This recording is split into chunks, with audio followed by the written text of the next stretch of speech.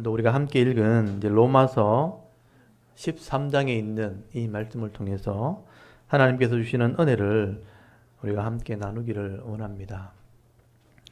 이 로마서 13장에도 구원받는 성도들이 마땅히 행해야 될 삶이 어떤 것인가, 성도의 삶에 대한 이야기를 기록을 하고 있습니다. 우리 지난주에도 우리가 로마서 12장까지 말씀을 나누었는데요. 로마서를 다시 한번 조금 전체를 좀 정리를 하면, 로마서는 바울이 에베소 교회에 3년 동안 말씀을 가르쳤을 때 사역했던 그 결과물로 나온 책이 바로 로마서입니다. 에베소의 그 우상의 도시에서 제자들을 양육할 때 구약의 말씀, 그 당시는 신약이 없을 때예요. 구약의 말씀을 통해서 죄인들이 어떻게 구원받게 되었는가, 또 성도는 어떤 삶을 살아야 되는가 하는 것을 3년을 가르쳤습니다. 그 결과물로 이 로마서가 나오게 된 거예요. 그래서 바울이 에베소에서 고린도에 가서 예루살렘 교회를 돕는 연보를 거두기 위해서 이 연보를 예루살렘 교회에 전달하고 난 뒤에는 내가 세계의 중심이라고 하는 로마에 가야 되겠다 하고 계획을 세운 거예요. 그래서 이 로마에 갔을 때에 이 복음을 전하기 위해서 미리 편지를 쓴 겁니다. 그게 고린도에서 지금 편지를 쓴 거예요. 그래서 로마에 있는 성도들에게 복음이 무엇인가, 죄인들이 어떻게 구원받게 되었는가, 또 구원받는 성도는 어떤 삶을 살아야 되는가, 이런 복음의 핵심을 기록을 한 게 로마서입니다. 그래서 이 로마서는 바울의 그 선교에 가장 뜨거울 때, 가장 핵심적인 사역을 할 때 나온 결과물이기 때문에 가장 중요한 말씀이라고 할 수 있는 거죠. 그래서 로마서 전체를 이제 지난주에도 제가 말씀을 드렸지만 여러분도 머릿속에 이걸 좀 정리를 하셔야 돼요. 전체가 16장까지로 되어 있지만 1장부터 8장까지가 이방인에 대한 복음에 대한 얘기입니다. 죄인들이 어떻게 구원받게 되는가, 그 속에 모든 진리를 설명하고 있죠. 그리고 9장부터 11장까지가 이스라엘에 대한 구원, 유대인들은 어떻게 구원받게 되는가. 그래서 1장부터 11장까지 전체가 사실은 이방인과 유대인들에 대한 구원에 대한 얘기입니다. 그래서 복음에 대한 얘기, 죄인들이 구원받는 얘기를 기록하는 거죠. 이렇게 해서 구원을 받게 되었다. 그리고 12장부터 15장까지가 16장은 인사말, 마지막에 인사말을 한 격려의 말씀이고요. 15장까지가 이렇게 구원받은 성도라면 그러면 어떤 삶을 살아야 되는가, 구원받은 성도의 삶에 대한 얘기를 12장부터 15장까지 4장에 걸쳐서 기록을 하게 되는 것입니다. 그래서 우리가 지난주에는 12장의 말씀을 나누었죠. 12장에 구원받은 성도라면 제일 먼저 해야 될 게 예배에 대한 삶이라고 말씀드렸죠. 너희 몸을 거룩한 산 제물로 드리라. 그래서 내 몸이니까 내 삶을 하나님께 드리는 것이 예배라는 거다. 그것이 너희들에게 영적인 예배가 된다. 영적이라는 말이 지난주 설명했죠. 당연한 예배다. 구원받은 성도들은 삶으로 살아가는 것 자체가 예배가 되는 것이다. 삶의 예배가 먼저 있어야 된다라고 설명을 합니다. 그리고 교회 안에서는 섬기는 삶을 살아야 된다. 내게 주신, 각자에게 주신 믿음의 분량을 따라서, 내게 주시는 은사를 따라서 하나 되어 섬기는 것이다. 그래서 여러 가지 은사를 설명한 거예요. 그리고 세상을 향해서는 이웃들에게 화목해야 된다. 사랑하라는 뜻을 화목한 것으로 표현했죠. 화목해야 된다. 평화해야 된다.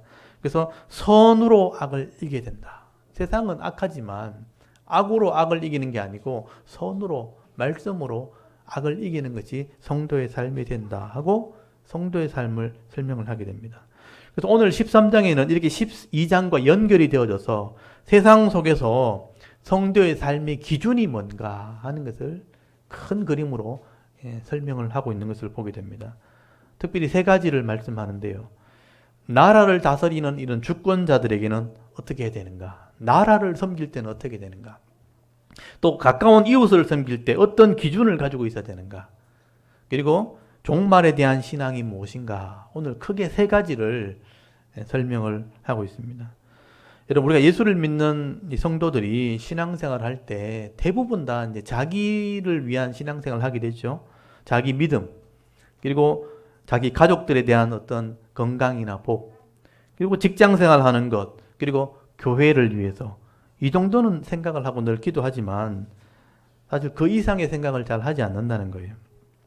정치에 관심이 있거나 나라의 지도자들이 될 사람이라면 나라의 일들이나 또는 지도자들이나 정치하는 사람들에 대해서 좀 관심을 가지기도 하고 또 열심을 내기도 하는데, 그렇지 않은 사람들은 그냥 자기 바운더리, 살아가는 삶의 영역밖에 생각을 하지 않는 겁니다. 근데 성경은 오늘 얘기하는 것은 성도들이라면 좀 더 넓은 시야가 필요하다, 또 넓은 관점이 좀 필요하다라고 말씀을 하게 되는 것입니다. 여러분, 우리 가정과 기업이 복을 받으려면, 우리가 안정된 삶을 살려면 지역이 먼저 안정이 돼야 돼요. 그리고 나라가 먼저 안전해야 우리가 그 복을 받아 누릴 수가 있는 것입니다. 그렇다면 우리가 이 지역에 있는 지도자들, 또 나라를 주관하는 사람들이 어떤 사람들인가 좀 관심을 가져야 돼요.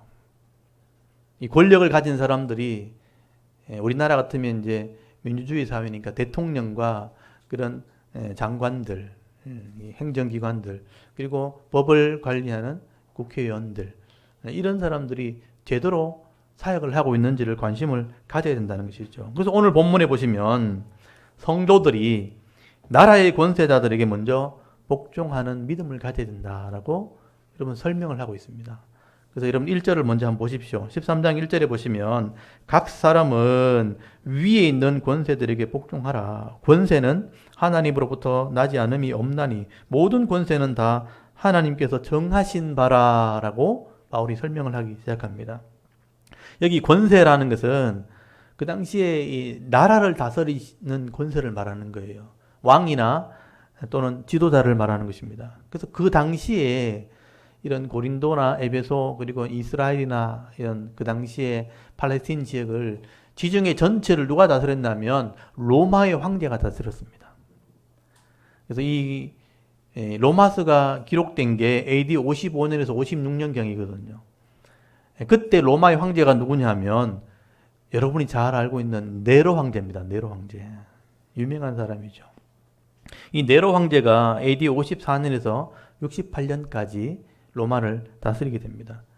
그래서 이 로마 황제의 다스림 속에 이 바울이 있었다는 거예요. 그리고 나중에 이 로마 황제 이 네로에 의해서 바울은 순교를 당하기도 합니다. 그리고 이스라엘은 헤롯 대왕의 손자였던 헤롯 아그리빠라는 사람이 이스라엘을 다스리고 있을 때였습니다. 바울은 이런 권력자들이 이방 나라의 왕들이지만 여러분, 그런 왕들이 그냥 세워진 게 아니라는 말씀을 오늘 하게 되는 거예요. 여러분, 하나님께서는 예수를 믿는 사람만 다스리는 게 아닙니다. 온 땅을 다스린다는 거예요. 그래서 모든 나라, 모든 민족, 그리고 모든 시대, 온 땅을 하나님이 다스리고 있다는 것을 바울이 먼저 이야기를 하게 되는 것입니다. 그래서 오늘 13장 1절 다시 보시면요, 권세는, 이 나라를 다스리는 권세는 하나님께로부터 나지 않음이 없다고 되어 있어요. 모든 권세는 다 하나님께서 정하신 바라. 이게 바울의 믿음입니다. 그리고 하나님의 뜻이기도 합니다. 그래서 여러분, 구약 성경을 봐도 그렇죠. 하나는 이스라엘에 대한 얘기를 기록하고 있지만 여러분, 이스라엘만 하나님이 다스린 게 아니에요. 그래서 여러분, 이스라엘이 망하게 되어질 때에 여러분, 다니엘서에 보면 다니엘이 느부갓네살이라는 이 바벨론의 왕의 그 꿈 얘기를 하는 걸 여러분 기억나시죠? 그래서 이 바벨론이 이 이스라엘을 멸망시켰을 때 이 바벨론을 멸망시킨 나라가 세상의 나라지만 이게 그냥 멸망시킨 게 아니라는 거예요. 그래서 그 느부갓네살 왕의 꿈을 통해서 이런 바벨론 같은 대제국들도 하나님이 다스리고 있다는 것을 보여주게 됩니다. 그래서 이스라엘이 순종하지 않을 때 주위에 있는 나라를 하나님이 들어서 때리는 매로 사용한 거예요. 그래서 이사야서에 보면 아수르나 바벨론을 하나님의 몽둥이라고 표현되어 있어요. 하나님이 세상의 나라를 들어서 그 지도자를 통해서 이스라엘을 징계하시기도 하고 때리기도 한다는 것입니다. 그래서 이스라엘이 망할 때 그 주위에 있는 나라에 그냥 일어서는 게 아니에요. 그래서 바벨론이 일어났다면, 바벨론이 악을 행하면 페르시아를 들어서 하나님 치시고요, 페르시아가 악을 행할 때 헬라 제국을 들어서 하나님이 페르시아를 때리시고요, 또 페르시아가 헬라 제국이 악을 행할 때 로마를 하나님이 세우셔서 그 로마를 통해서 그 땅을 다스리시는 분이 하나님이라는 얘기를 하게 되는 겁니다. 이 구약에 대한 얘기예요. 그래서 하나님께서는 이 땅에 있는 모든 나라와 민족과 온 땅을 다스리시는 분이라. 그래서 여러분 제국의 왕들을 통해서 이 땅에 질서를 세우는 거예요. 나라의 권력자를 통해서 평화를 유지할 수 있도록 하나님께서 질서를 세우시고 악을 행하는 사람이 없도록 하나님 다스리게 하시는 사명을 왕들 또는 권력자들에게 주셨다는 것입니다. 그래서 그 왕들이 도리어 타락하게 되지면요, 또 다른 나라를 들어서 하나님 또 심판하시는 거예요. 그게 인류 역사라는 것입니다. 그래서 역사를 통해서 하나님이 나라를 다스리고 있다. 세상의 권력자를 주관하고 있다는 것을 여러분 볼 수 있어야 돼요. 이게 우리의 믿음이 되어야 되는 겁니다. 그래서 성경에는 신학적으로 이것을 표현할 때는 이거 일반 은총이라고 그래요. 일반 은총. 하나님께서는 택한 백성들에게 은혜를 베풀지만 불신자들 세계 속에서 또 반드시 하나님의 다스림이 있다 하는 것을 설명할 때 이거를 일반 은총이라고 설명을 하는 것입니다. 그래서 바울은 성도들이 이런 믿음을 가져야 된다는 거죠. 적어도 이런 믿음을 가졌다면 그 땅을 다스리는, 지금 이 땅을 다스리고 있는 권세자들 앞에 우리가 믿음을 가져야 된다는 거죠. 순종할 수 있는 믿음을 가져야 된다. 그래서 우리가 이런 권세자들 앞에서 우리가 악을 행함으로 심판을 받기보다는 선을 행함으로 복을 받는 사람이 되어야 된다. 여러분 거기 3절을 보십시오. 3절에 보시면 다스리는 자들은 선한 일에 대하여 두려움이 되지 않고 악한 일에 대하여 되나니 네가, 여기 여러분을 말하는 거죠. 성도를 말하면 네가 권세를 두려워하지 아니하느냐 선을 행하라. 여기 우리에게 주신 명령이잖아요. 선이라는 것을 하나님 말씀으로 이해를 하면 말씀대로 행하라. 그리하면 그에게 칭찬을 받으리라. 권세자들에게 칭찬을 받는다. 복을 받는다는 얘기죠. 그리고 그는, 이 권력자들은 하나님의 사역자가 되어 네게 선을 베푸는 자니라. 그러나 네가 악을 행하거든 두려워하라. 그가 공연히 칼을 가지지 아니하였으니 곧 하나님의 사역자가 되어 악을 행하는 자에게 진노하심을 따라 보응하는 자니라. 여러분 세상의 권력자를 여기 하나님의 사역자라는 표현을 쓰죠. 하나님이 세운다는 거예요. 이 땅의 대통령도 권세자도 이 지역을 다스리는 자도 그냥 세워진 게 아닙니다. 하나님께서 그 성품을 보시고 그 열심을 보시고 필요한 사람을 때로는 일꾼으로 세운다는 거예요. 공연히 그가 칼을 가진 게 아니라는 거예요. 질서를 유지할 수 있도록 또 성실하게 일하는 사람들에게 대가를 받을 수 있도록 다스릴 수 있도록 권세를 주신다는 것이죠. 그래서 여러분 이 세상의 권력자들이 하나님이 다스리고 있다는 것을 우리가 알게 해야 되는 거예요.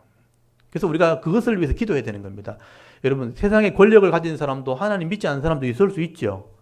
그렇지만 하나님의 다스림 안에 있다는 것을 우리가 믿음으로 바라봐야 되는 거예요. 그래서 그 권력자들이 말씀대로 하나님을 두려워할 수 있도록 기도해 줘야 되는 겁니다. 그래서 우리가 오늘도 기도할 때 지도자를 위해서 기도하는 겁니다. 공의를 행할 수 있도록. 정여도 우리가 이 나라에 법이 있고 법대로 하는 것을 공의라고 그러거든요. 공의로 나라를 다스릴 수 있도록 우리가 기도해야 되고요. 우리가 그 권세 아래에서는 복종을 하는 삶을 살아야 되는 것이죠. 혹이나 우리가 권세자들이 악을 행한다면, 법대로 하지 않는다면 우리는 법에 의해서 호소를 해야 되는 거예요. 그리고 우리가 법의 한계를 벗어날 때는 하나님께 맡겨야 되는 겁니다. 그럼 하나님이 다른 권세자를 통해서 심판하게 되는 겁니다. 그게 인류 역사라는 거죠.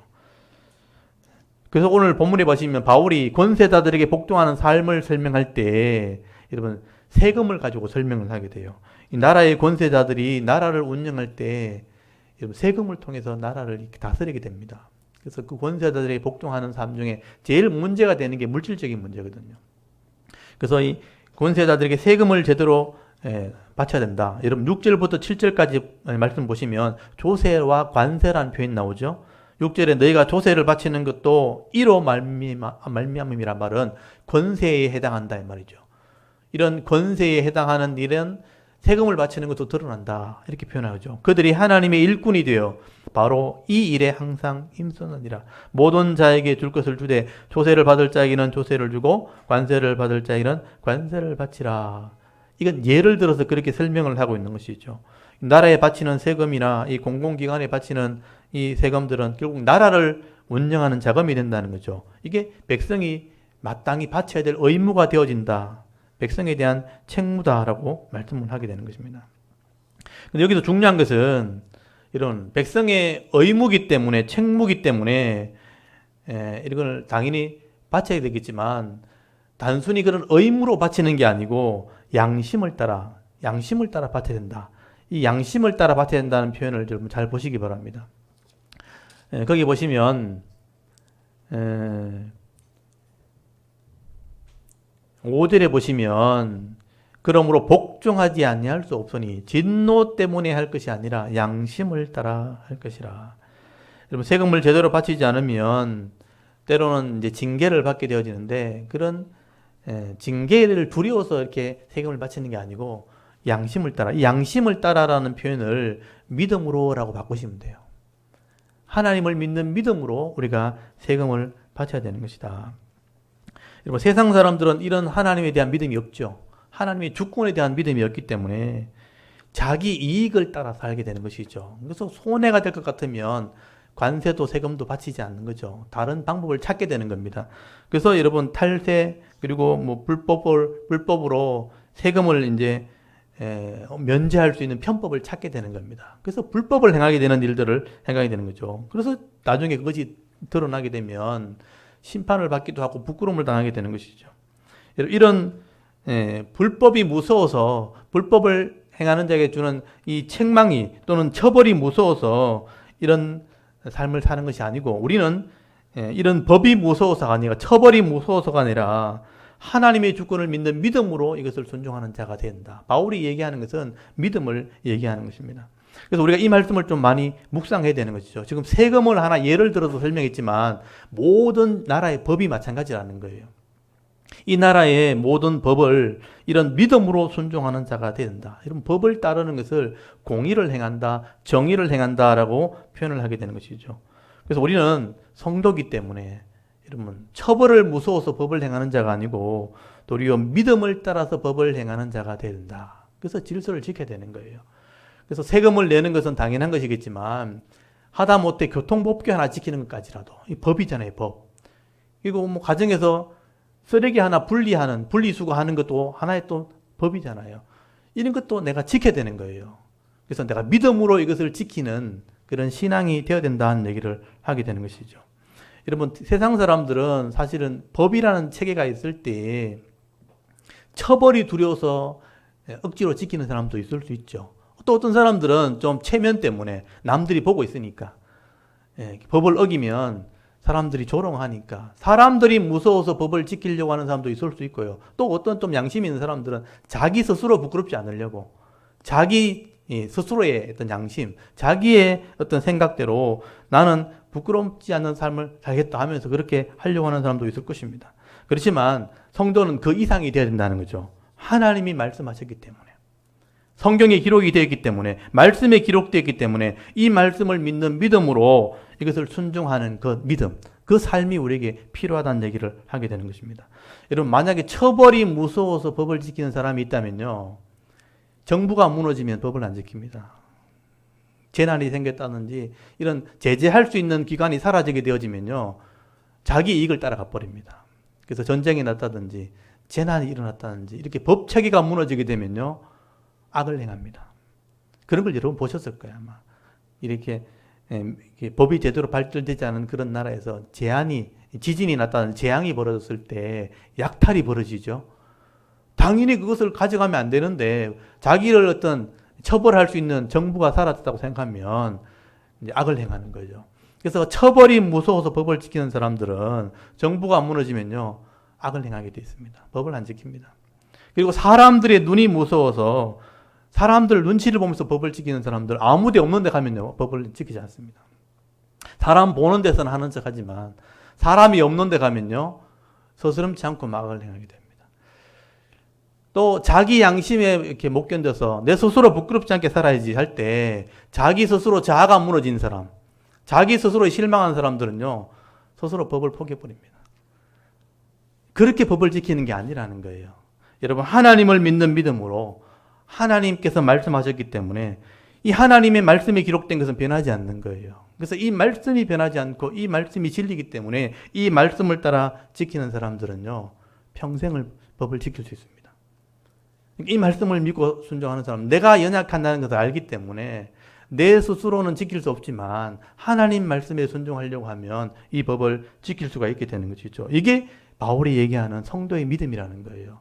그래서 나라를 다스리는 이 권세자들을 그 사람을 두려워서 내가 법을 지키는 게 아니에요. 하나님 말씀이기 때문이죠. 그래서 이 말씀을 믿기 때문에 우리가 사람이 있든지 없든지 간에 어디 있든지 그 법을 지키는 거예요. 내 생명이 위협이 와도 법은 지켜야 되는 거예요. 세상의 종말이 와도 이 법은 지켜야 되는 것입니다. 그래서 이런 사람은 어디를 가든 또 나라가 망하든 또 세상에 혼란이 와도 흔들리지 않는 믿음을 가지게 되는 거예요. 이게 진짜 믿음이고요. 이 믿음이 있으면 진짜 복을 받게 되는 거예요. 그래서 여러분 이걸 생각해 보셔야 돼요. 내가 왜 이 나라의 법을 지키고 이 법에 순종하는 사람이 되어지는가. 그래서 아무도 없어도 이 말씀을 믿는 사람은 법을 지키게 되는 겁니다. 그래서 이 법을 지킬 때 법대로 복을 받는 성도가 되어지는 것입니다. 그래서 여러분 이 교통신호 하나도 교통순경이 무서워 지키는 게 아니잖아요. 딱지 떼는 게 겁이 나서 지키는 게 아니고 하나님 믿는 사람이니까 지키는 겁니다. 그래서 그 법을 지키는 거예요. 저는 이제 이 동네에 다니면서요. 이 동네는 진짜 완전히 법이 없어진 나라 같아요. 빨간불이 있는데 서야 되는데 무조건 지나가는 거예요. 애나 어른이나. 그래서 저는 보면서 이렇게 한 사람씩 법을 안 지키니까요. 이제 전부 다 이제 당연한 것처럼 이제 하는 거죠. 나중에 사고가 나면 법에 대한 처벌을 다 받게 될 겁니다. 그때 되면 후회도 늦은 거죠. 그거는 세상 사람이 하는 정도의 믿음이라면 우리는 하나님을 믿기 때문에 법을 지키는 자가 된다. 그래야 이 법대로 복을 받는 것이다. 여러분 세상의 법이 곧 하나님 말씀이 법이에요. 세상의 법은 하나님 말씀의 수준을 따라올 수 없어요. 그래서 하나님의 법을 지키는 자들에게는 이 법대로 복을 받는 성도가 된다는 믿음을 가지고 있어야 되는 것이죠.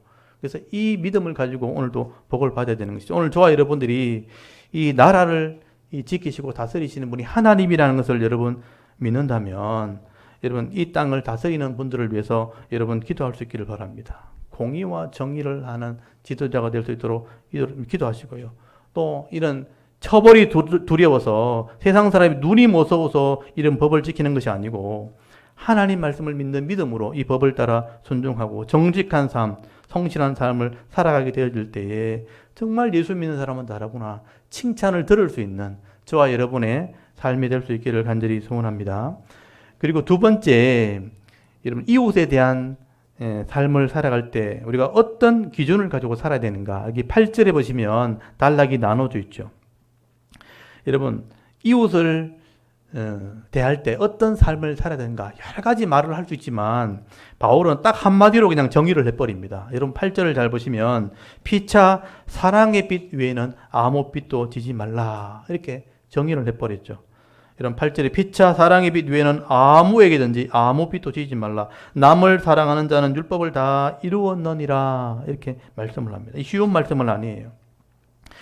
아무 빛도 지지 말라는 거예요. 먼저 빛을 지지 말되 사랑의 빛은 제외다 이런 표현을 썼어요. 사랑이 강조가 되어 있는 거죠. 사랑하는 삶을 살아야 된다.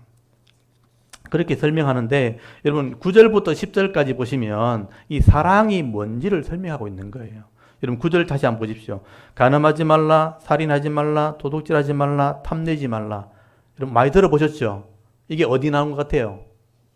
십계명이 나오는 거잖아요. 레위기의 핵심이 십계명이거든요. 십계명이라는 법을 설명한 거예요. 그리고 그 외에 다른 계명이라고 되어 있잖아요. 레위기 율법을 말하는 거예요.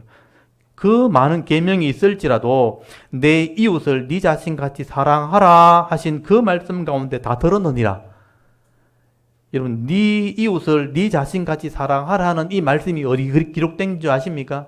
레위기 19장 18절이에요. 그 말씀 안에 다 들었다라고 표현되어 있죠. 그리고 사랑은 이웃에게 악을 행하지 아니하나니 그러므로 결론이 사랑은 율법의 완성이니라. 여러분 모든 계명이 어디 다 들어있냐면 네 이웃을 네 자신같이 사랑하라 하는 법에 다 들었다는 거예요. 그리고 바울의 결론이 사랑은 율법의 완성이다. 여러분 이게 바울의 정의거든요. 이거는 기억을 해주셔야 돼요. 사랑은 율법의 완성이다. 근데 이 완성이라는 표현이 있죠. 완성. 이게 마태복음 5장 17절에 예수님께서 오셨을 때 내가 율법을 폐하러 온 것이 아니고 율법을 완전케 하러 왔다 그랬잖아요. 그 완전케 하러 왔다는 말과 똑같은 단어예요. 이 완전케 했다는 말은 가득 차게 하러 왔다. 이렇게 충만하게 하러 왔다. 이게 에베소서 5장 17절에 나오는 성령의 충만을 받으라 하고 똑같은 말이거든요. 그래서 충만하게 되었다, 가득 차게 되었다.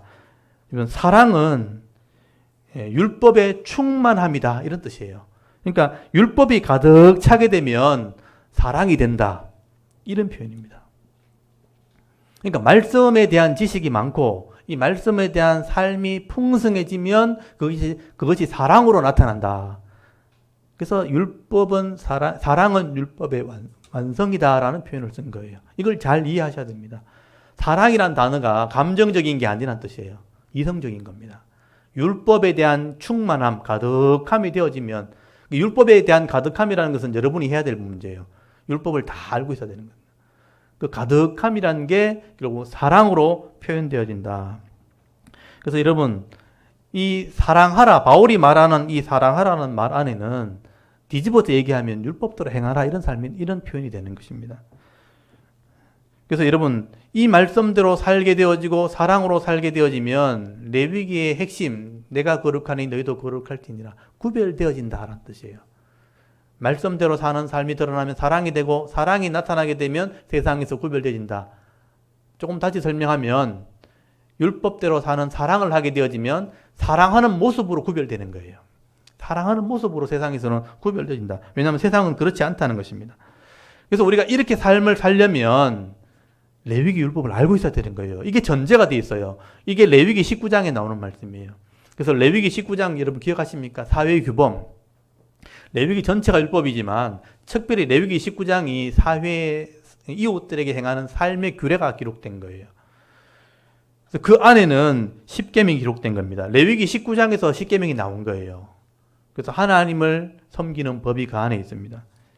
위로는 하나님을 두려워하고 경외하고 또 우상을 만들지 말고 주의 날을 구별하고 하나님의 이름을 함부로 부르지 말고 망령되이 일컫지 말고 주의 날을 구별해서 거기는 화목 제물을 드려야 되는데 예배의 삶을 살아라고 되어 있어요. 레위기 19장에 그렇게 되어 있어요.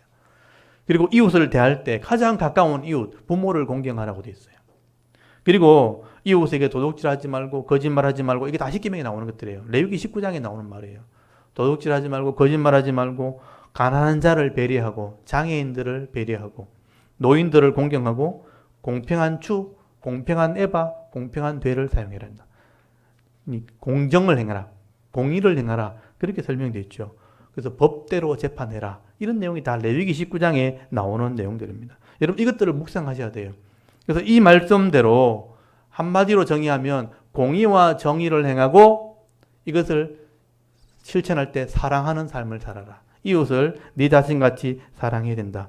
여러분 이게 선지자들의 말들 가운데 나오는 말이에요. 미가서에 보면 미가 선지자가 했던 말이 똑같은 말이에요. 여러분 미가서 6장 8절 말씀, 이거는 한번 찾아볼게요. 이게 미가서 6장 8절이 뭐냐 하면 구약의 황금률이라고 그래요. 변하지 않는 말씀. 구약의 황금률. 미가서 6장 8절 말씀. 이사야 선지자와 같이 활동했던 이 미가 선지자가 하나님의 율법의 핵심을 얘기했거든요. 그래서 미가서 6장 8절을 한번 찾아보십시오. 요나서 다음에 있습니다. 요나서 6장 8절, 하나님께서 요구하는 것이 무엇인가 미가가 하는 말이죠. 여러분 6장 8절을 한번 읽어보겠습니다. 1296페이지에 미가서 6장 8절 다 같이 읽습니다. 시작. 사람아, 주께서 선한 것이 무엇임을 내게 보이셨나니 여호와께서 네게 구하시는 것은 오직 정의를 행하며 인자를 사랑하며 겸손하게 내 하나님과 함께 행하는 것이 아니냐. 아멘. 여기 보십시오. 하나님께서 우리에게 요구하는 것이 무엇인가 이렇게 생각해 보니까 이것이다 한 게 뭐냐, 오직 정의를 행한다. 이게 레위기 율법을 말하는 거예요. 그리고 인자를 사랑한다. 인자는 사람의 아들이죠. 그러니까 이웃을 사랑하는 것이다. 그리고 겸손히 하나님과 함께 행하는 거다, 살아가는 거다 라고 표현되어 있죠. 똑같은 말이잖아요. 정의를 행하고 네 이웃을 네 자신같이 사랑하라 할 때 공의와 정의와 사랑이잖아요. 이게 바울이 말했던 사랑의 정의, 율법의 정의라는 것입니다. 그래서 여러분 이거는 하나님의 말씀이에요. 하나님이 사랑하라 그렇게 말씀하신 거예요. 예수님도 내가 너희를 사랑한 것처럼 너희도 서로 사랑하라 그렇게 말씀하신 거예요. 바울이 똑같은 깨달음으로 똑같이 율법을 이렇게 사랑하라는 것도 정의를 하게 된 거죠. 그리고 율법을 행하는 것을 사랑하는 것이라고 표현하고 있는 것입니다. 그래서 이 사랑하라는 표현을 레위기대로 살아라 이렇게 이해하셔야 돼요. 레위기를 묵상해라.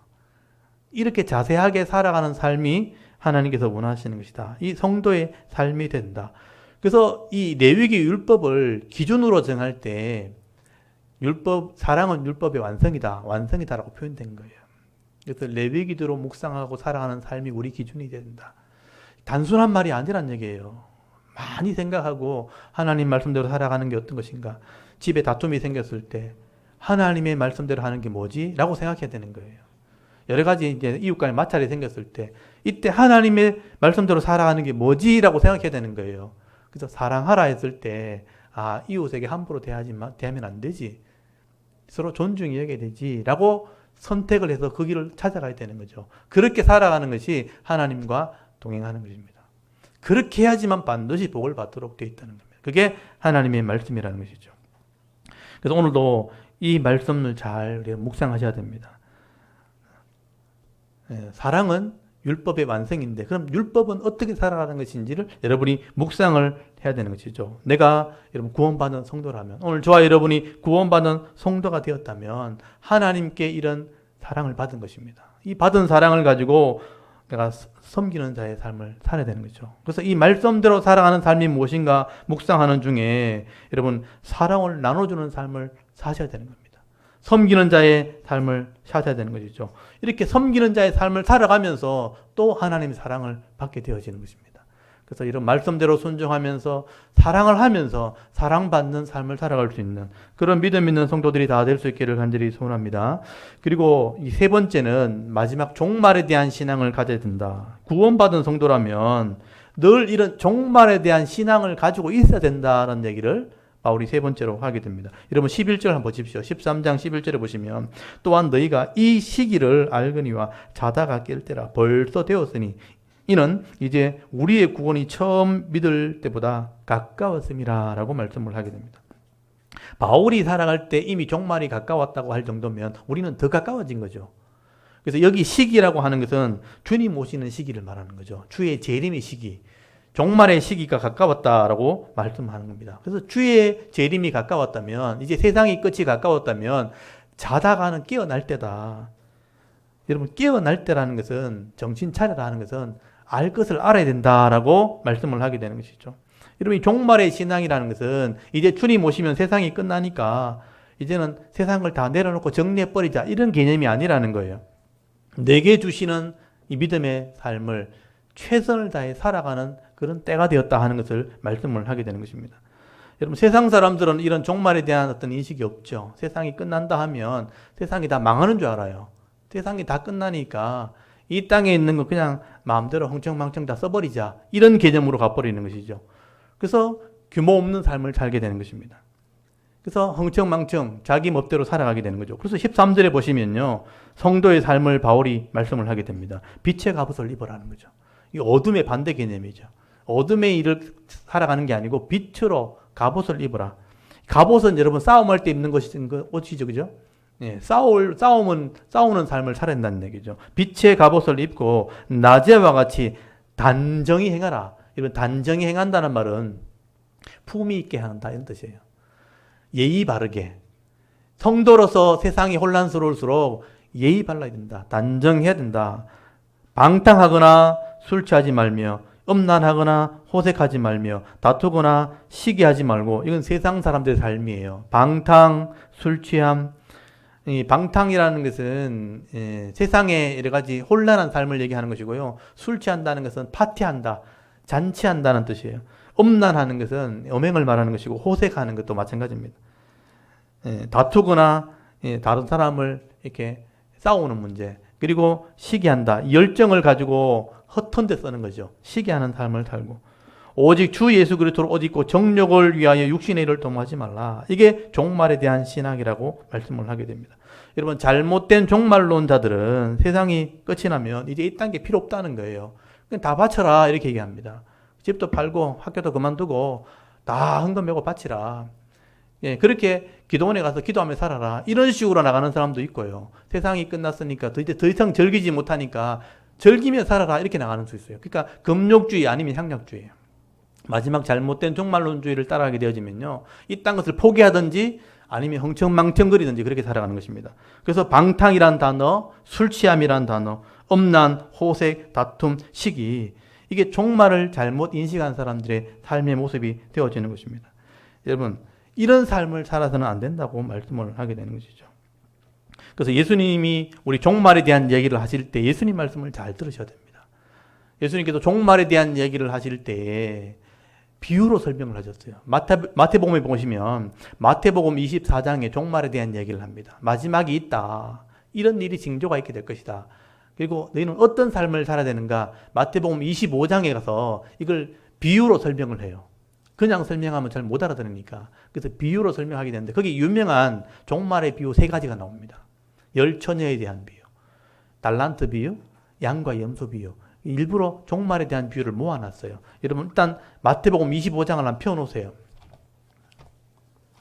이 3가지 비유가 종말에 우리가 어떤 삶을 살아야 되는가 하는 것을 잘 설명을 하고 있다는 것입니다.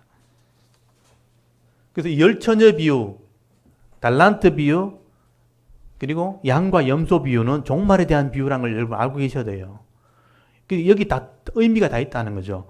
여러분 열처녀 비유 들어보셨죠? 신랑을 기다리는 열처녀가 있는데 그 중에 5은 기름을 준비했고 5은 기름을 준비하지 않았다. 등불은 다 들고 있어요. 등은 다 가지고 있는데 기름은 준비하지 않은 사람이 있다는 거예요. 이 기름이 뭐냐는 것을 여러분 이해하셔야 돼요. 기름이 뭐냐? 성도의 옳은 삶이에요. 등불을 밝힐 수 있는 재료잖아요. 그래서 이게 하루아침에 준비되는 게 아니고 매일매일 성실한 삶을 통해서 준비가 되어져야 되는 거죠. 그래서 주님 오실 때 언제 올지 몰라서 다 졸며 자거든요. 다 흐리멍텅하게 졸며 잔다고요. 성도든 불신자든 다 흐리멍텅해서 언제 올지 모르니까. 그렇지만 기름이 준비되어 있는 사람은, 믿음으로 삶을 살았던 사람들은 그게 믿음을 밝히는 거예요. 그래서 이 기름이 뭐냐?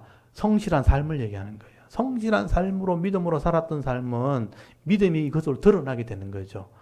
근데 그때 마지막에 이런 성실함을 준비할 기간이 없는 거죠. 가서 사오라 해도 살 데도 없고 준비할 시간도 없죠. 그래서 결국은 이 처녀는 이 신랑이 왔을 때 잔치에 참여하지 못하게 된다. 혼인 예식이 천국을 상징하는 거예요. 천국에 들어가지 못하게 되었다.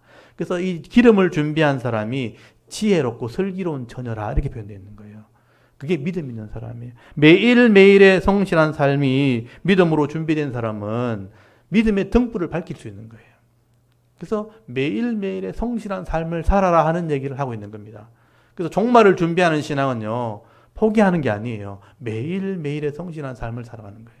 그리고 두 번째 비유가 달란트 비유잖아요.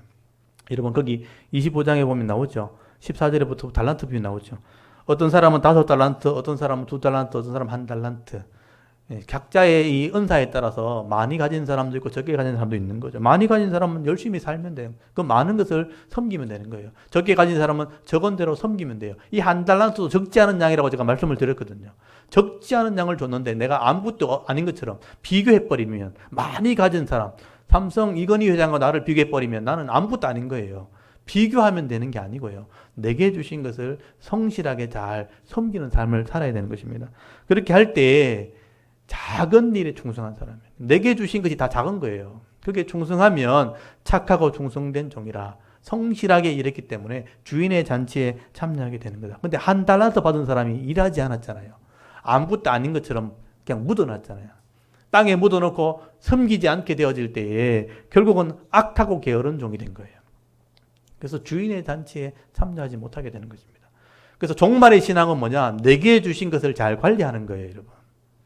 내 건강, 내 은사, 재능 가지고 성실한 삶을 직장에 사셔야 돼요. 그리고 여러분의 가정, 자녀들, 여러분에게 주신 테두리예요. 믿음의 테두리예요. 믿음의 분량을 잘 관리해야 되는 겁니다. 그 안에 하나님 나라를 이루면서 성실하게 여러분 살아가는 것이 작은 일에 충성하는 거예요. 그래서 착하고 충성된 종이라는 칭찬을 듣게 되어지는 것입니다. 이게 종말에 대한 신앙이에요. 여러분 양과 염소도 마찬가지입니다. 양과 염소의 비유도 거기 보시면 31절부터 보면 양과 염소에 대한 비유를, 양은 성도를 말하고 염소는 불신자를 말하는 거예요. 그래서 양이 성실한 삶을 살아가는 삶을 어떻게 표현하고 있냐면 지극히 작은 자에게 한 것이 내게 한 것이라 이렇게 설명되어 있어요. 가난한 자를 배려하는 삶. 여기 보시면요. 35절 한번 보세요. 25장 35절에 줄일 때 먹여주고 목마를 때 마시게 하고 또 나그네 된 자를 영접하고 헐벗은 자들 옷을 입히고 병든 자에게 돌아보고 갇힌 자에게 와보는 것, 돌아보는 것. 이게 뭐냐면 말씀대로 선을 행하는 삶을 얘기하는 거죠.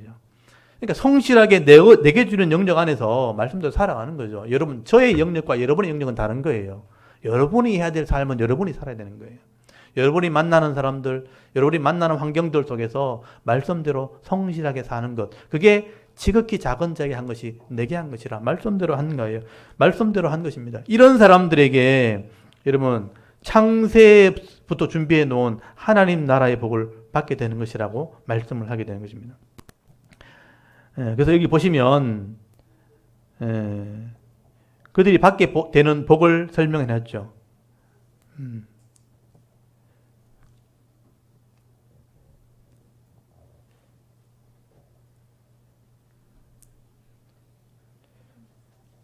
거기 34절이죠. 예. 그때 임금이 그 오른편에 있는 자들에게 이르시되 내 아버지께 복을 받은 자들이여 나와 창세로부터 너희를 위하여 예배된 나라를 상속받으라. 여러분 창세기서부터 준비해 놓은 나라가 바로 하나님 나라 천국을 얘기하는 거예요. 이 땅에서 내게 주어진 시간에 성실한 삶을 살았던 사람, 지극히 작은 자에게 행하는 그런 선한 삶을 살았던, 종말이 되면 그렇게 아무도 하지 않는다는 거예요. 그런 삶을, 내 영역 안에서 그런 삶을 살게 되어질 때에 창세기서부터 준비해 놓은 그 하나님 나라의 복을 받게 될 것이다. 근데 내게 주어진 삶을 살지 않는 사람들은 여러분 나중에 41절에 보시면 저주를 받게 되어지고요. 마귀와 그 사자들을 위해 예배해 놓은 영원한 불, 이게 지옥이잖아요. 거기에 들어가게 될 것이다. 영벌을 받게 될 것을 말씀을 하게 되는 것입니다. 그래서 여러분 율법대로 살아가는 삶, 이게 이 바울의 얘기대로 하면 사랑하는 거잖아요. 사랑하는 삶을 사는 사람이 내게 한 것이라. 여기 25장 마태복음 25장 40절에 보시면 지극히 작은 자에게 한 것이고 내게 한 것이라는 것은 말씀대로 살았다는 것입니다. 이런 사람들이 결국은 의인이라 칭함을 받게 되는 것입니다. 그래서 하나님 나라의 영생의 복을 누리게 될 것이다. 여러분 종말의 이런 시대가 되면 우리가 어떤 신앙을 가져야 되는가? 이런 믿음을 가져야 된다고 말씀을 하게 되는 것입니다. 혼란스럽게 되어지고 아무도 하지 않는 그런 시대, 아무도 신뢰하지 않는 그런 시대에 10처녀 중에 5 슬기로운 여자처럼 기름을 준비해 성도의 삶을 준비해야 되는 겁니다. 내게 주시는 달란트를 잘 계산해서 성실하게 삶을 사셔야 되는 겁니다.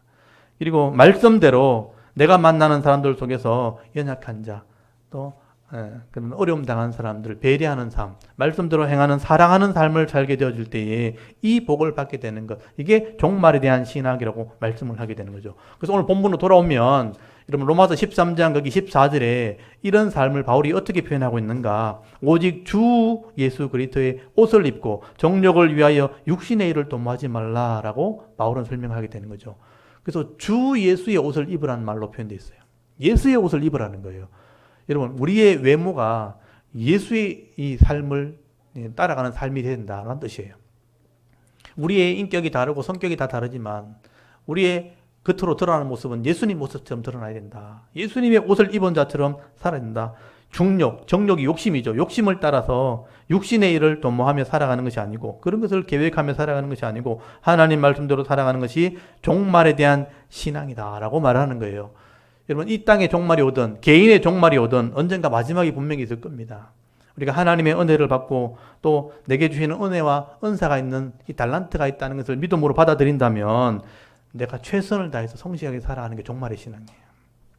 내게 주시는 어떤 사명, 또 직장의 사명, 또 교회의 사명, 이 사명을 내가 믿음으로 잘 감당하게 되어질 때에 이게 진짜 종말의 신앙을 가진 사람이라고 말씀을 하게 되어지는 것입니다. 오늘 저와 여러분들도 이런 종말의 신앙이 무엇인가 다시 한번 잘 묵상해 볼 수 있기를 바랍니다. 그래서 이 말씀대로 내게 주어진 삶의 영역 안에서 최선을 다해서 또 예수 그리스도의 옷을 입은 자처럼 믿음으로 사람들에게 덕을 끼치며 살아가게 되어질 때에 정말 아름다운 삶을 살아갈 수 있는 믿음 있는 주의 백성들 다 될 수 있기를 간절히 소원합니다.